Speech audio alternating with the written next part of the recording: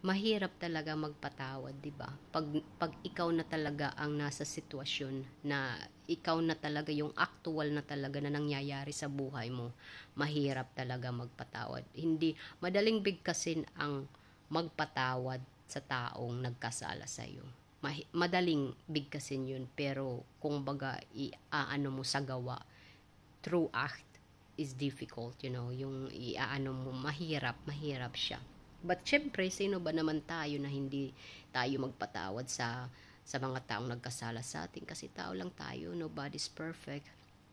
So yung papa ko, yes, he is kahit anong hard ng papa ko, pag kinakausap mo talaga siya ng masinsinan, he will become soft, soft naman yung papa ko. But it's because the experience, kasi yung tao, hindi yan magiging hard kung walang karanasan sa kanyang pagkabata. And I do understand why my father always hitting my mom. I understand kasi nung bata pa siya, palagi siyang nakikitang mali, even though ginagawa niya lahat, lahat. And since also my grandpa still alive also, sabi niya, natuto siyang magmekaniko because of my grandpa. And because of my grandpa, naging responsable ba siya. Pero yung ayaw ko lang sa papa ko is kung nalalasing siya talaga. Dun talaga lumalabas yung niya, yung pag nagiging iba na siya pag nalalasing. So yes, I am very thankful that yung pag-pray ng mama ko sa papa ko, nagbago. Malaking nagbago ng papa namin. Malaki as in. Kasi hindi ko talaga yun mai-expect na magbabago yung papa namin. Kasi I know, like what I said, nag-iiba lang siya pag nakakainom. Yun ang pag naalalasing talaga siya. But kung normal siya na hindi siya nakainom, he's a very good father. He's a very responsible father. Kumbaga, uunahin talaga. Kasi nung naghiwalay sila ng mama ko, yung mama ko pumunta ng Maynila, tapos kami ng second eldest, second to the eldest, yung kuya ko, tapos ako. Kasi yung elder namin, napunta siya sa puder ng tita ko, yung sister ng mama ko. Tapos yung younger brother ko, na-adapt siya ng Australiano. So kami ng kuya ko, nung pangalawa sa eldest, tas ako, napunta kami sa puder ng papa ko. I really see it. I really justify it, that how is responsible father. He take care na hindi siya kumakain nang hindi pa kami nagigising, tapos aasikasuhin talaga kami, tapos hindi pa siya pupunta ng work niya kung hindi kami naka-uniform na talaga, tapos papasok, doon na siya papasok kung nandun na kami sa school.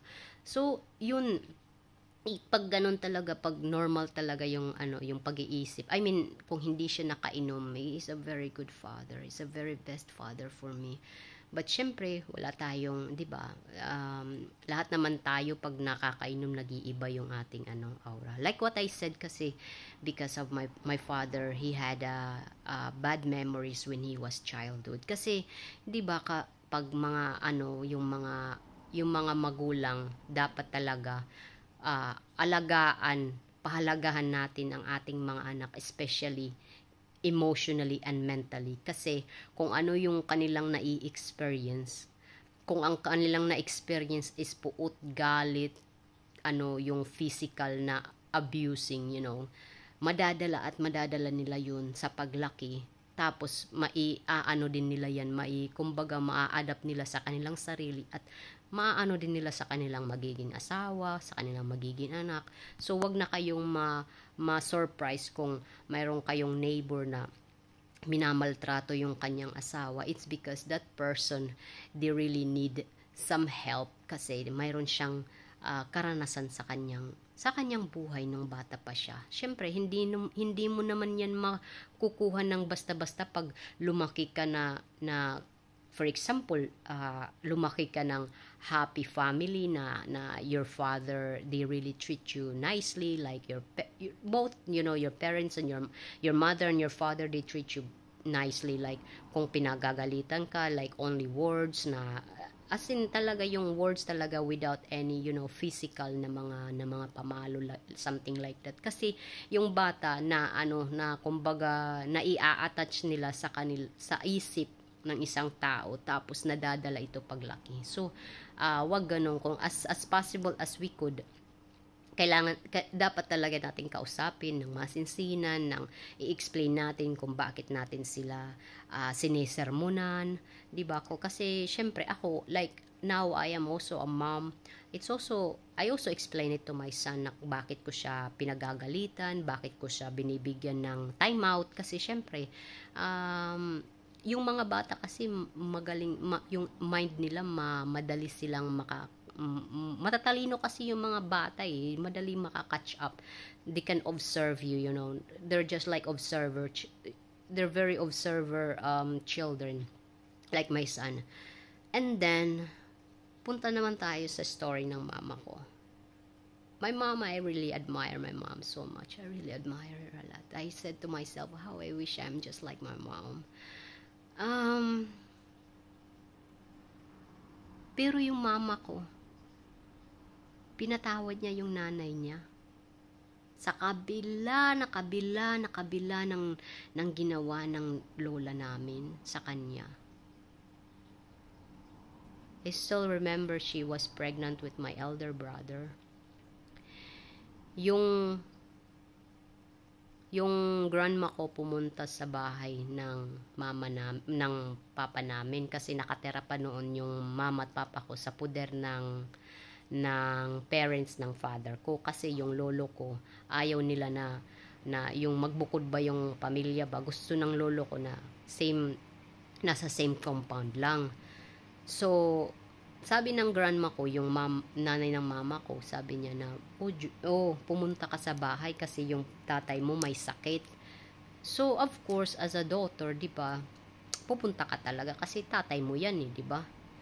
And then, hindi alam ng mama ko na yung lolo ko, nakatago siya sa may saging, sa may sagingan. Tapos, bigla na lang nawala yung lola ko.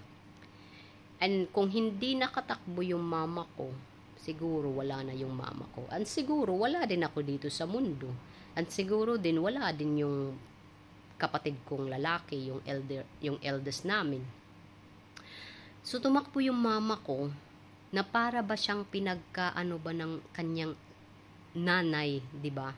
Kasi hindi alam ni mama yung about kung ano yung sinabi ng nanay niya doon sa tatay niya, na ganun na lang ang galit sa kanya.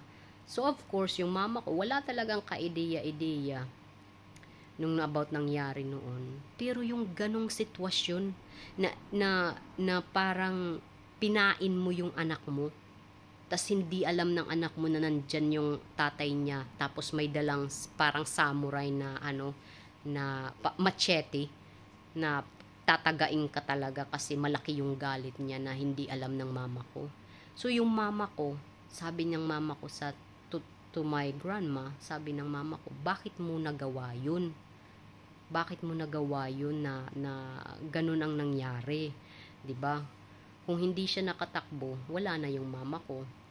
So yun, parang syempre, ang ganitong sitwasyon, ang hirap nung magpatawad. I ask my mom, did you forgive your mother? Yung kanyang ginawa sa iyo. Kasi hindi yan, parang yung iba niyan, hindi niya mapapatawad yung nanay niya. But my mother, you know what my mother simple said? Yes, pinatawad ko siya. Kahit anong ginawa ng grandma ko sa mama ko, pinatawad niya. Kasi my mother, she was 2 years old. She was sold. Binenta siya. She was 2 years old. As a katulong, kasambahay sa Maynila. Pero never never siyang naglagay ng puot sa kanyang dibdib. Nagpatawad pa rin siya. And then, until the last breath of my grandma, yung mama ko, isa siya sa nag-alaga sa nanay niya. Kahit anuman, kahit hindi man lumaki yung mama ko sa puder ng lola namin, na kahit binenta siya, silang 4 na magkakapatid, yung una, yung elder brother niya, binenta din, tapos yung mama ko, tapos yung 2 pa niyang kapatid. Sabi niya, it was very, very painful, but hindi ko alam kung anong rason. Sabi ng mama ko sa akin, bakit ako magtatanim ng sama ng loob? Kasi, you know, my mother, she's a very devoted woman, you know. She's not perfect. But mayroon siyang katangian na, you know, nataglay na a-admire ka talaga sa lahat ng mga nangyari sa kanya. I really admire my mom so much. That's why I really miss her. When I'm still, you know, nasa Pilipinas siya. But when I came here, I really, yun talaga ang parte ng ang buhay nakin na nahirapan ako. Kasi kasama ko yung mama ko. And every time now I'm calling with her, and we're just talking, you know. But iba talaga pag personal, 'di ba? Pag personal yung yung nag-uusap. Kasi mahilig akong mangutol. Kinukutol ko siya, yung mama ko. Before we go to sleep, we talk, we laugh, and then kinukutol ko siya, tapos makakatulog na lang ako. Yeah, I really admire her. Kasi lahat ng mga taong nag-aano sa kanya, nagda-down sa kanya, pinapatawad niya. She's a very strong woman, you know.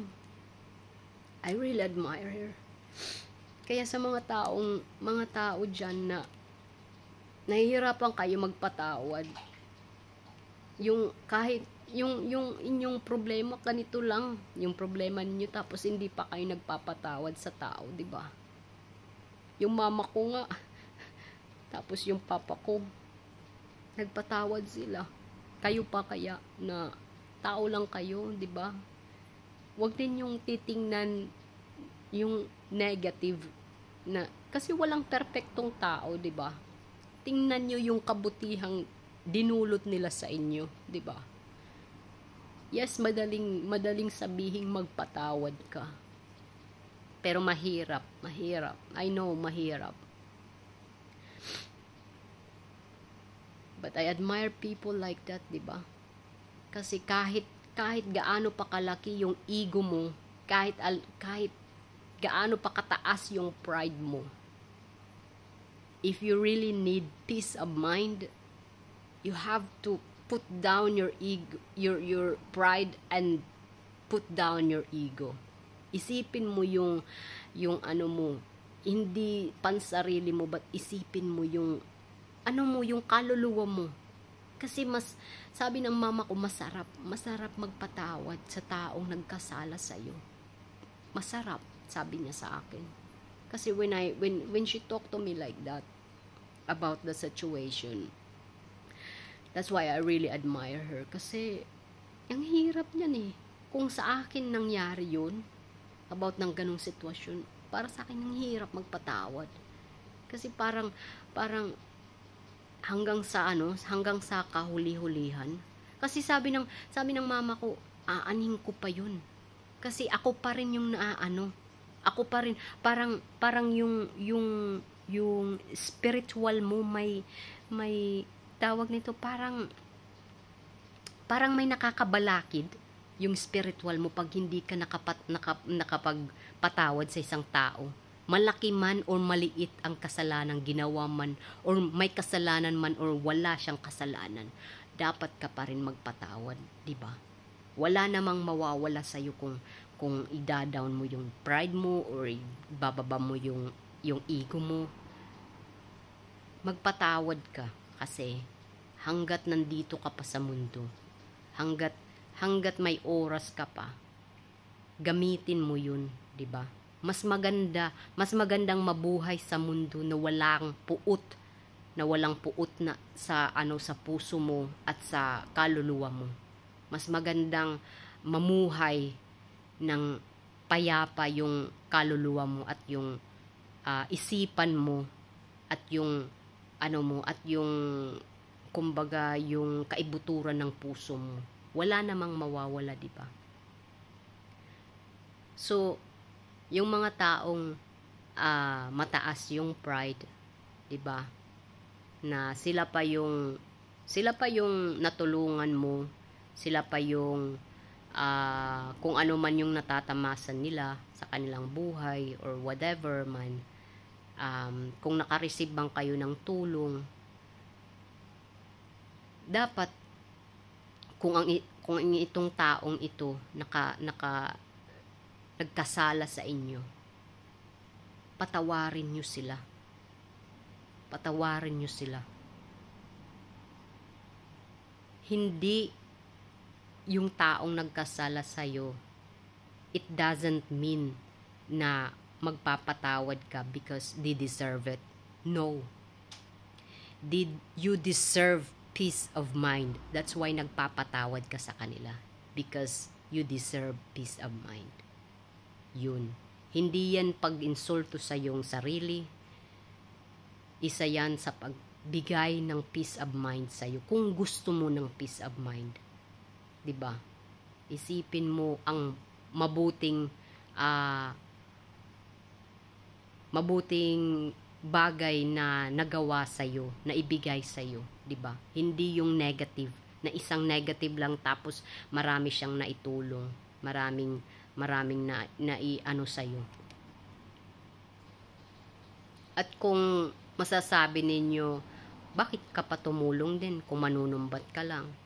No, it's not. It's just like to make up your mind na may kasalanan ka rin dito, 'di ba? Kung ang nagkasala sa iyo nag-asking siya ng patawarin mo siya. Ikaw as a human being, magpatawad ka rin sa taong nagkasala sa iyo, 'di ba? Sino tayo? Wala tayong dito sa mundong ito, kasi lahat tayo lilisan, 'di ba? Lahat tayo lilisan sa mundong ito, sa mundong ibabaw. Walang matitira. Wala. We're just come and go. That's it. Yes, mahirap magpatawad, lalo na pag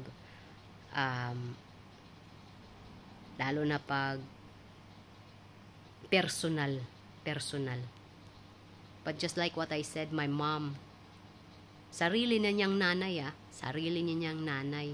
muntik na siyang mamatay kasi hindi niya alam na patibong pala nandun yung tatay niya nakatago sa may sagingan. And then what? Pinatawad niya yung nanay niya kasi sabi niya sa akin, sino ba naman ako, 'di ba?